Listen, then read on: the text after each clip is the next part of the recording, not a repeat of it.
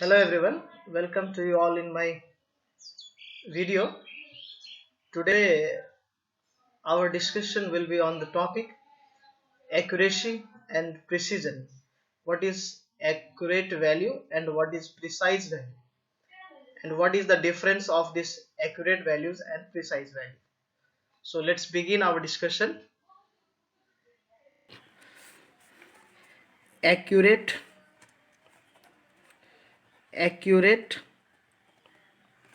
and precise value. So यो accurate र precise value बुझ्दाखेरि हामी म एउटा इक्जाम्पलबाट जान चाहेँ। सपोज यो एउटा रेन्ज अफ भ्याल्युज हो, यो अर्को रेन्ज अफ भ्याल्युज हो, त्यस्तै यो अर्को रेन्ज अफ भ्याल्यु हो, त्यस्तै यो अर्को रेन्ज अफ भ्याल्यु हो। अब सपोज यो मेरो ट्रु भ्याल्यु हो, this value is the true value. यो ट्रु भ्याल्युको अर्थ के हुन्छ कि कुनै पनि फिजिकल क्वान्टिटीको वास्तविक जुन भ्याल्यु हुन्छ, जुन एक्ज्याक्ट त्यसको भ्याल्यु हो, त्यो हामीले त्यसलाई के भन्छ, ट्रु भ्याल्यु भन्छौँ।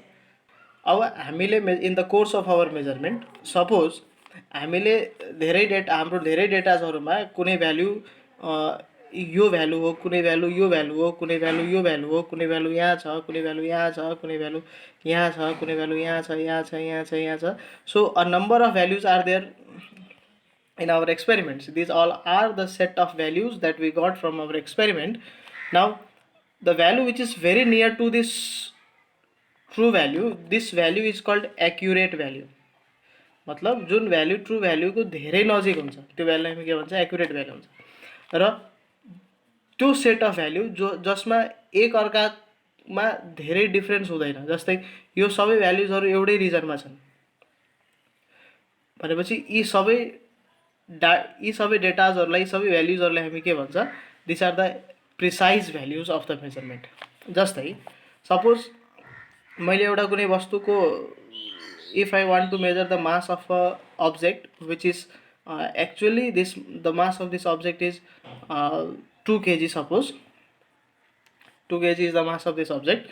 Now in the course of measurement suppose मैले मेजर गरेको भ्याल्युहरूमा एउटा भ्याल्यु मेरो 1.9 हो, अर्को भ्याल्यु सपोज 2.1 आएको छ भने र अरू डाटाहरूमा मेरो भ्याल्युहरू सपोज 1.67, 1.68, 1.66, 1.63, 1.64 यस्ता केही भ्याल्युजहरू पनि आएको छ भने जुन भ्याल्यु यो ट्रु भ्याल्युको एकदम नजदिक हुन्छ, this values are called accurate value.